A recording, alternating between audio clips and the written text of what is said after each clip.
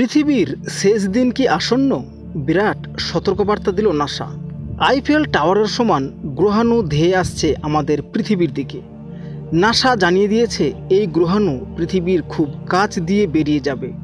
এই গ্রহাণুর নাম দেওয়া হয়েছে 387746। এটি 355 মিটার চওড়া। এর আকার প্রায় 100 তলা একটি বাড়ির সমান।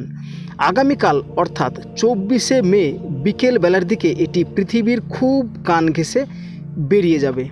এখন পর্যন্ত খবর জানা যাচ্ছে তাতে নাসার পক্ষ থেকে বলা হয়েছে এই গ্রহাণুর সঙ্গে পৃথিবীর ধাক্কা খাওয়ার খুব একটা সম্ভাবনা নেই।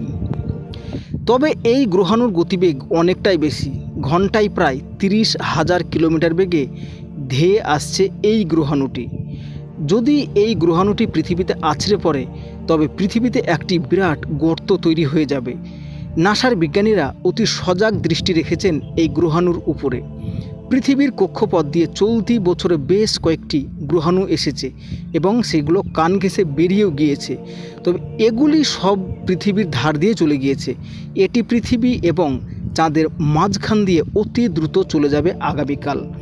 তবে সবথেকে চিন্তার বিষয় হলো এই ধরনের গ্রহাণুর কক্ষপথ বলে কিছু থাকে না। তাই তারা যে কোনো সময় যে কোনো দিকে নিজেদের সরিয়ে নিয়ে যেতে পারে। ফলে যদি এটি পৃথিবীর গায়ে আছড়ে পড়ে তাহলে সেটি হবে প্রায় 1000টি পরমাণু বোমার সমান। নাসার বিজ্ঞানীরা মনে করছেন বিগত কয়েক বছরে পৃথিবীর দিকে ধেয়ে আসা গ্রহাণুর সংখ্যা ক্রমশই বাড়ছে। এটি সৌরজগতের কোনো নতুন বিপদের সংকেত কিনা সেটা এখন সবথেকে বড় চিন্তার বিষয় রয়েছে নাসার কাছে। যদি এই ধরনের গ্রহাণুর সংখ্যা বাড়তে থাকে তাহলে সেখানে পৃথিবী কতদিন বাঁচিয়ে রাখা যাবে? তবে এই গ্রহাণুদের নষ্ট করার ক্ষমতা পৃথিবীর হাতে আপাতত নেই। সেদিক থেকে দেখলে এই গ্রহাণুগুলি অনেকটাই ক্ষতি করতে পারে আমাদের এই বাসযোগ্য পৃথিবীকে। অযথা আতঙ্কিত হবেন না। এই গ্রহটি পৃথিবীতে ধাক্কা লাগার সম্ভাবনা রয়েছে খুবই ক্ষীণ।